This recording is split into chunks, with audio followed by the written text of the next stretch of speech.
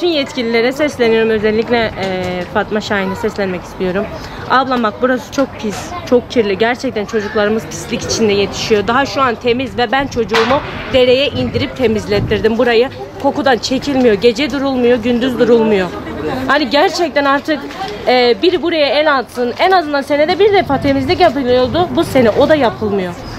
Şimdi benim annem yarım saat önce diyalizden geldi. Ve ben şu an Dere Sokağı'nda oturuyorum. Ve şu anda geleli yarım saat oldu. Yarım saattir burada oturuyor ve bu pis kokuyu çekiyor. Hani bu sadece benim annem diye demiyorum. Belki benim mahallemden 5 kişi daha rahatsızdır. Annem gibi. Bazı olayını da hastalar için, yaşlılar için istiyorum ben bu mahalleye. Bu dere hakkında öncelikle GASKİ'nin bu dereye bakan birim GASKİ olmak üzere öncelikle bu suyun nereden gelip ve bu suyun hani atıklar neyin atıkları olduğunu araştırıp eğer insani bir zararı varsa bunun direkt kapatılması lazım, durdurulması lazım. Her nereden geliyorsa. Örnek veriyorum, Gaziantep'i ikiye bölen bir dere var. Biri Şehit Kamil tarafına, biri Şahin Bey tarafına. İkiye bölen Alleben Deresi var. Alleben Deresi burası kadar kokmuyor. Yani buradaki derenin hani bu pis atık suyun neden yani burayı kapatılmıyor? Ona bir çözüm bulmalarını istiyorum.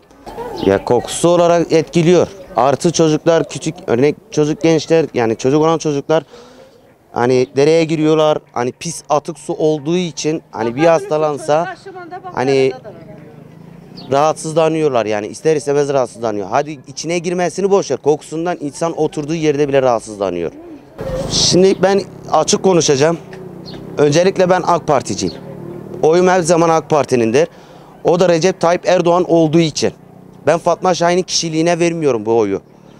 Fatma Şahin sadece oy zamanlarında Umut Mahallesi'ne girmiş bir insan. Bir başkan. Peki Umut Mahallesi'ne seçimlerden önce niye gelmiyor? Halkın içine niye gezmiyor? Böyle yöneticilik olmaz. Böyle bir yöneticilik olmaz. Eğer ki seni ben bu koltuğa oturtturduysam, benim oyumla o koltukta oturuyorsan halkın içinde olacaksın. Halkın sorununu dinleyeceksin. Ben bu sorunu o kadar arıyorum. Ben aradıktan 15-20 gün sonra geliniyor. Temizlik yapılıyor. Yani aramadığımız sürece burası hani aşırı derece pislikten, kokudan durulmuyor.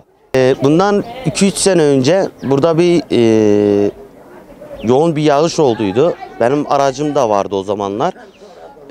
Kırsal terminal garajında duruyordu. Ve ben iş yerindeyken yağmurun yoğun yağışından dolayı çoğu araçlar hani zarar gördü. Örnek benim arabamın içerisinde 4.000-5.000 liralık bir zararım oldu benim aracımda. Artı bu dere sokağında oturan insanların evleri hep su basıldı. Ne GASKİ ne de devlet, belediye bunların hiçbirini karşılamadı. Ben bu mahalleye hastam var. %100 özürlü raporlu. Ben bu hastam için daireme yani oturduğum evime doğalgaz çekmek istiyorum. Yalnız bu mahalleye doğalgaz verilmiyor. Doğalgaz verilmiyor. Hani devletin bu tür şeylerde hani bir el atmasını istiyorum. Eğer hani yıkıma giriyorsa TOKİ bir el atsın. Yıkıma girmiyorsa da halk burada oturan insanlar bugün bir dairenin içerisinde 30 ev oturuyor bir dairede.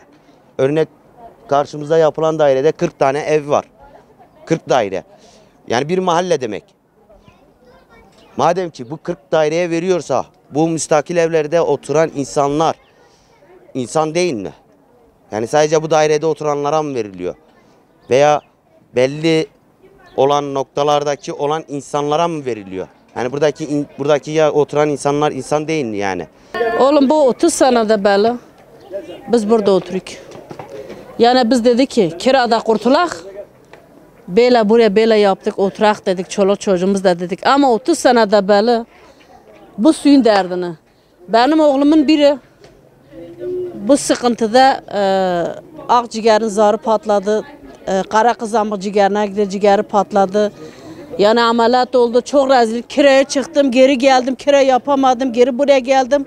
Yani bu kokuda inan biz oturamıyoruz kapımızın önünde. Bir misafir geldi ağzını yüzünü kapattı.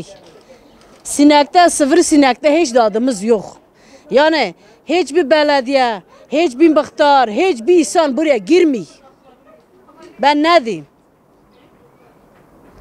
Ne diyeyim yani kendiler gelsin kontrol etsin, kendiler gelsin bir gün burada kalsın, bir mahallede geçsin. Valla daha yeni bir sefer temizlediler evvel gün. Bir senede böyle yeni temizlediler. O da temizle geri atıyorlar. Geri çöp atılıyor. Yani bunun üstüne Allah için, bunun üstüne kapatsa, Allah için, bu çoluk çocuk hatırı için, Allah için. Olmaz mı? Ne diyeyim ben başka? Sürekli hani bir senede böyle yeni temizlediler ama orada o tarafta atıyorlar, bu tarafta atıyorlar geri kokuyor. Poşet atıyorlar, çöp atıyorlar, leş atıyorlar, her şey atıyorlar.